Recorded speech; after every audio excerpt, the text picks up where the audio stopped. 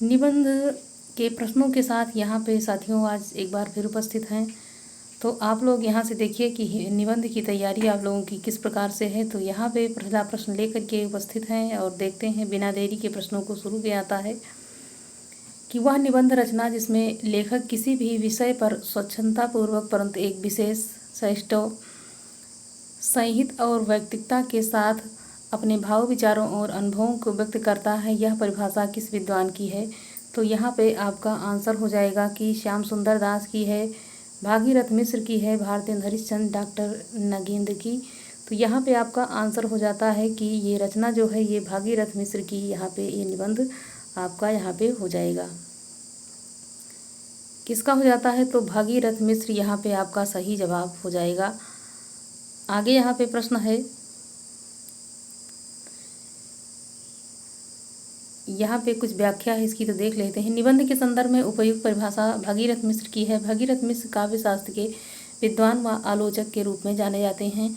अन्य महत्वपूर्ण तथ्य में देखा जाए तो श्याम सुंदर दास निबंध उस लेख को कहना चाहिए जिसमें किसी भी गहन विषय पर विस्तृत और पांडित्यपूर्ण विचार किया गया है। तो ये कथन जो कहा गया है ये श्याम सुंदर दास जी के द्वारा कहा गया है।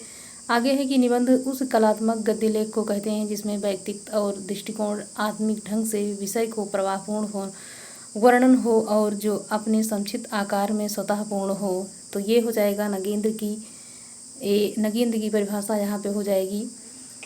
यहाँ पे बाबू गुलाब राय की है कि राय किसी सीमित आकार के भीतर किसी विषय का वर्णन या प्रतिपादन एक विशेष निजीपन, स्वच्छंदता, सहिष्णु, सजीवता और आवश्यक संगीत तथा संबद्धता के साथ हो तो उसे निबंध कहते हैं। तो यहाँ पे अलग अलग 3 कथन दिए हुए थे। तो ये यहाँ पे बाबू गुलाब राय जी का है, दूसरा यहाँ पे नगेंद्र जी का, जबकि यहाँ पे पहला जो आपको बताया गया है श्याम सुंदर दास जी का है।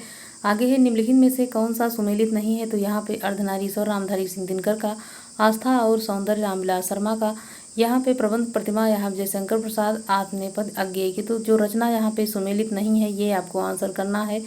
तो यहाँ पे प्रबंध प्रतिमा जो है ये जयशंकर प्रसाद की रचना नहीं है। तो यहाँ पे ये सी जो है आपका सही जवाब हो जाएगा।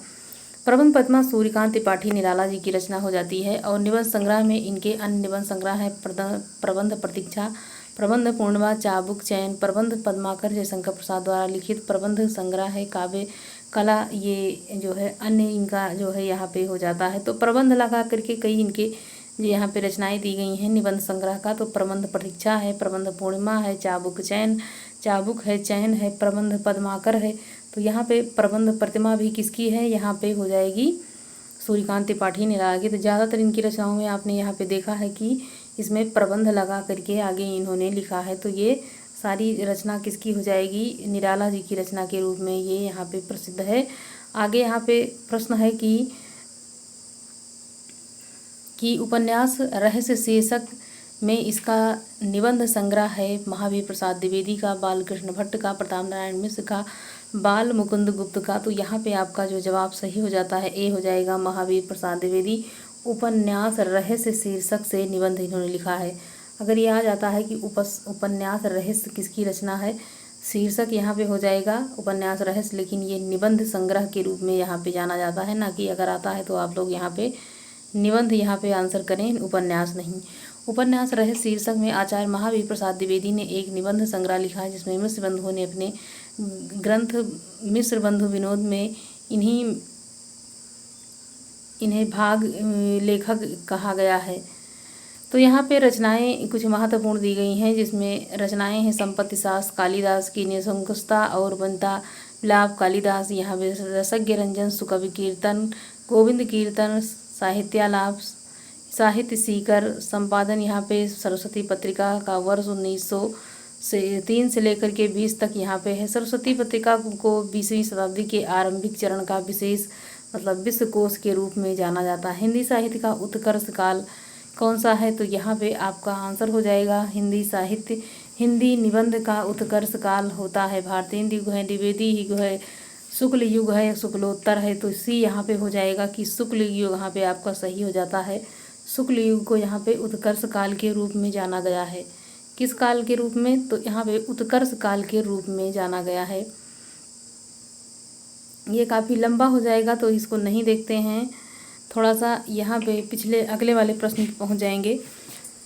पीछे वाला प्रश्न आपका थोड़ा बहुत लंबा हो जाएगा तो वीडियो भी बहुत लंबी हो जाती है। वीडियो हम बहुत ज़्यादा लंबी नहीं करना चाहते हैं क्योंकि इस छोटी सी वीडियो को ही लोग यहाँ पे देखना पसंद नहीं करते हैं, तो इतनी लंबी हो जाएगी तो यहाँ पे और जो है आप लोगों के लिए जो है टाइम ले लेगा। श्रद्धा ग्रहण करने की भी एक विधि होती है। यहाँ मुझ से अभी सहन से श्रद्धा ग्रहण नहीं होती है, अटपटा जाता हूँ, अभी पार टाइम ही हूँ। यह कथन किस निबंध से लिया गया है? तो ये श्रद्धा भक्ति से सब यहाँ पे आचरण की सभ्यता से, विकलांग श्रद्धा का दौर है, धर्म और समाज है। विकलांग श्रद्धा का दौर से ये यहाँ पे लिया गया है। विकलांग श्रद्धा का दौर ये यहाँ पे इसको जो है ये पंक्ति जो है ली गई है यहाँ से। और किसने लिखा है? तो ये यहाँ पे आपका जवाब हो जाएगा कि हरिशंकर परसाई जी के द्वारा ये निबंध लिखा गया है। किसके द्वारा? हरिशंकर परसाई जी के द्वारा।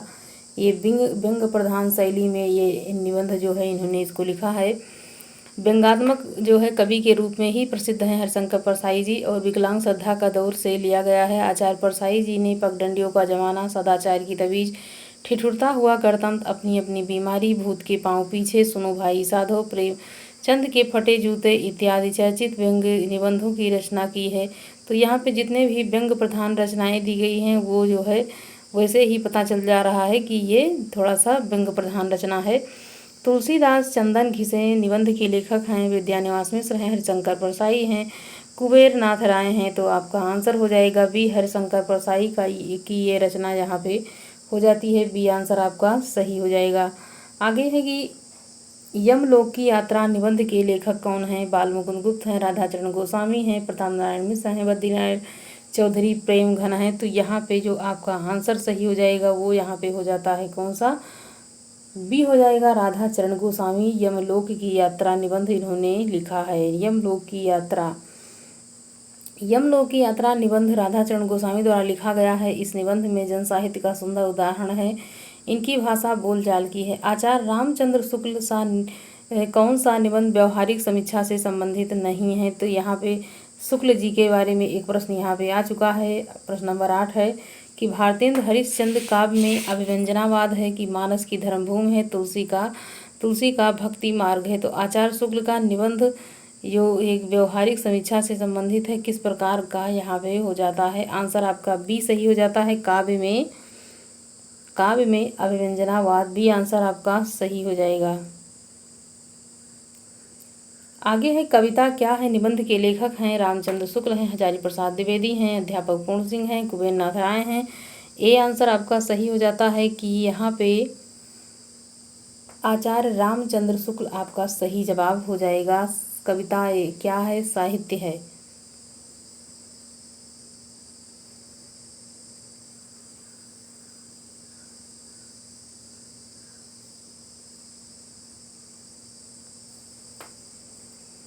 आगे यहाँ पे 10वां प्रश्न है कि चिंतामणि का पहला भाग कब प्रकाशित हुआ? तो कब प्रकाशित हुआ था ये 10वां भाग इसका? चिंतामणि का पहला भाग किस मतलब जो है सन में कब प्रकाशित हुआ? तो 1939 यहाँ पे हो जाएगा आपका सही जवाब। आंसर आपका बी होता है, बिल्कुल ही सही। आगे यहाँ पे प्रश्न है कि कविता क्या है? निबंध के लेखक हैं श्याम सुंदर दास हैं, महावीर प्रसाद द्विवेदी हैं, कविता डॉक्टर नगेंद्र या फिर आचार्य रामचंद्र शुक्ल। तो यहाँ पे जो आपका सही जवाब हो जाएगा वो डी हो जाएगा, आचार्य रामचंद्र शुक्ल।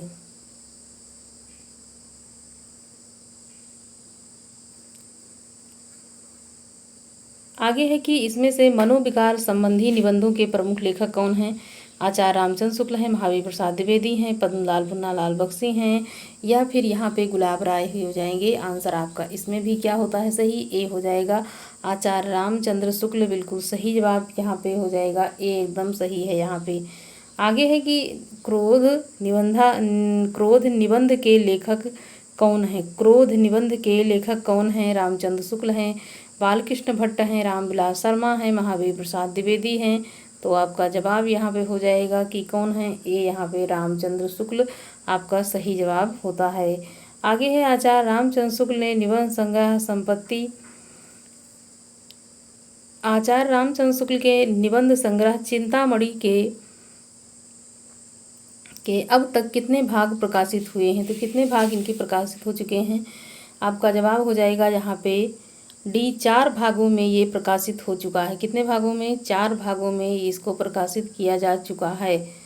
आगे है कि आचार्य रामचंद्र शुक्ल के निबंध संग्रह का नाम क्या है? आचार्य चिंतामणि, झरना है, आंसू है, कामायनी है। तो आचार्य शुक्ल की बात आई है तो यहाँ पे आपका क्या होगा सही?